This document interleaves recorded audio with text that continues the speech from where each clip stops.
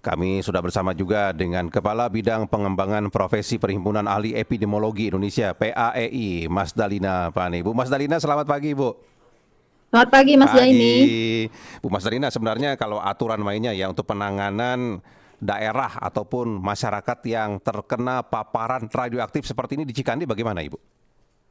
Ya, jadi sebenarnya upaya utamanya adalah melokalisir ya, Ya, supaya paparan itu tidak melebar ya, tidak menjadi lebih jauh. Tentu teman-teman di dulunya Batan, kalau sekarang di BRIN itu ya memiliki teknologi untuk bisa melokalisir ya, paparan tersebut. Nah, bagi yang sudah terpapar, masyarakat sekitarnya kalau nggak salah sudah diperiksa lebih dari 1.500 ya. ya, Sebenarnya paparan yang disebabkan oleh kalau yang kemarin kan uh, karena ada apa ya, ada perusahaan ya, ya yang menggunakan radioaktif itu, kemudian ada kesalahan prosedur saya kira ya, ya, sehingga terjadi kebocoran. Itu sebenarnya posisinya lebih kecil lah dibandingkan kalau akibat dari kecelakaan pembangkit listrik seperti ya. misalnya Chernobyl atau seperti di Fukushima gitu ya. Tetapi walaupun kecil itu tetap harus dikelola. Nah, kalau untuk yang sudah masuk di dalam tubuh itu biasanya ada beberapa obat sebenarnya yang bisa diberikan, tapi tentu di bawah pengawasan dokter. Ya. Sebenarnya tubuh kita sendiri juga secara alamiah itu bisa mengeluarkan melalui keringat dan urin gitu ya. Tetapi kalau dampak ini berlangsung terus-menerus, kemudian dosisnya terus bertambah, mungkin yang akut atau yang saat ini terjadi adalah gejala-gejala saluran pencernaan dan syaraf gitu ya, seperti Ya, mual, muntah, kemudian sakit kepala. Nah, yang kita khawatirkan adalah dampak jangka panjang. ya, 10-15 tahun ke depan, apa yang akan terjadi pada masyarakat di sana. ya. Karena kabarnya Uh, kalau wawancara saya dengan pakar lingkungan kemarin ya Bu ya, menyebut bahwa paparan ini dampaknya bisa umurnya sampai 20 tahun begitu Bu. Iya, cesium 137 Iya, itu waktu paruhnya, berkurang separuhnya itu aja 30 tahun 30 tahun gitu. ya. Ini yang Iya. iya, tapi kan dosisnya juga tidak sebesar kalau seperti Chernobyl atau Fukushima gitu Ya. ya. Karena itu teman-teman dari BRIN itu bisa membantu untuk melokalisir dan membuat supaya tidak lebih jauh, tidak lebih luas daerah yang terdampaknya. Ya, tapi Bu Mas Dalina ya, jika memang dampaknya itu bisa jangka panjang, jika mungkin cemarannya terhadap air atau tanah begitu ya. Nah, itu apakah masyarakat sekitar yang tinggal dekat-dekat dengan lokasi di Cikandi lah, paling tidak begitu, untuk tidak mengkonsumsi air tanah dulu atau bagaimana Ibu Mas Dalina?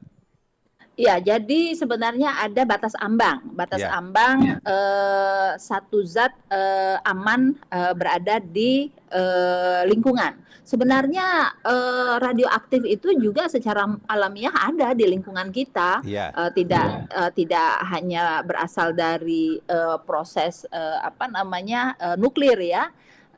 Tapi kalau dalam jumlah yang kecil itu juga dibutuhkan sebenarnya, dibutuhkan untuk industri, dibutuhkan juga untuk kesehatan juga dibutuhkan.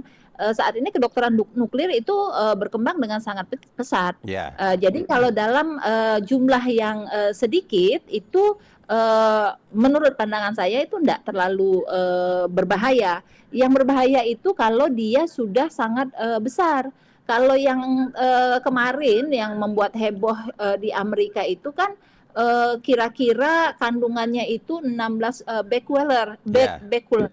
Sementara batas ambang itu 1.200 sebenarnya. Tapi ya, walaupun demikian, itu yang harus terus dijaga ya. Apakah konsentrasi atau dosis yang ada di air, di tanah itu masih dalam batas ambang aman, ya, aman gitu ya. Kalau dia tinggi, nah itu yang berbahaya. Kalau dia masih dalam batas aman, alam sendiri, tubuh kita juga itu bisa mensekresi zat tersebut, Ya, bisa dikeluarkan atau alam juga bisa melakukan menyehatkan tubuhnya sendiri ya, ya, walaupun waktu paruhnya mungkin lama ya puluhan tahun. ya. Jadi pelajaran yang bisa kita ambil dari kejadian ini apa ya sebenarnya, Bu Mas Dalina? Iya, jadi penggunaan bahan-bahan radioaktif itu memang harus hati-hati dan mengikuti prosedur yang baik gitu ya, supaya kecelakaan yang diakibatkan oleh zat radioaktif itu tidak lagi terjadi. Ya, Karena dampaknya itu akan berantai, termasuk juga kepercayaan negara luar terhadap Indonesia. Jadi trust mereka terhadap bagaimana kita menangani bahan-bahan ekspor kita itu juga menjadi perhatian gitu. ya, Karena ini akan berdampak terhadap perekonomian kita juga. Dan tentu saja yang lain lagi adalah dampaknya terhadap kesehatan. Tentu kita harus tetap menjaga kesehatan masyarakat kita dengan memberikan edukasi ya kepada masyarakat untuk bisa mengenali bahan-bahan apa saja yang berbahaya. Nah, pada industri mereka harus benar-benar mengikuti SOP dan ada konsultan yang memang melakukan pengawasan terhadap hal tersebut. ya. Pemerintah juga berkewajiban untuk mengawasi peredaran barang-barang bahan-bahan radioaktif tersebut. Baik kalau begitu Bu. Mas Dalina terima kasih banyak Ibu sudah bersama kami pagi Sama-sama. ini. Selamat pagi Bu Mas Sehat Dalina. semua ya. Terima kasih banyak Ibu.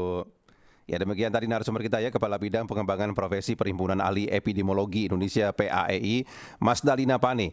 Sementara pemerintah juga sudah merespon cepat kejadian ini, di mana Menteri Lingkungan Hidup Hanif Faisal Nurrofik juga menjelaskan material berbahaya dipindahkan ke PT Peter Metal Teknologi sebagai lokasi penampungan sementara sebelum dipindahkan ke fasilitas penyimpanan jangka panjang.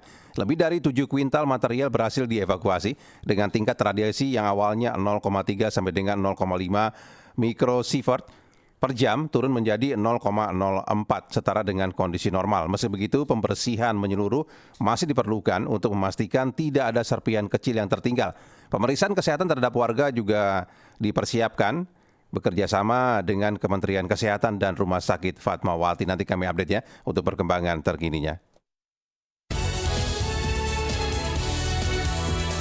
Pro 3, Jaringan Berita Nasional.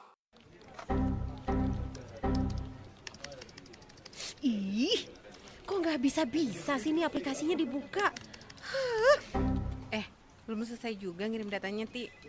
Ini loh, aplikasinya nggak bisa dibuka. Gimana dong? Mana, coba lihat. Nih. Oh, ini aplikasinya minta update. Kok belum diupdate sih? Masa sih? Iya. Perlu ya diupdate? Iya Ih, dong. nanti memori laptopku penuh. Nggak Ya, mau ah. aduh.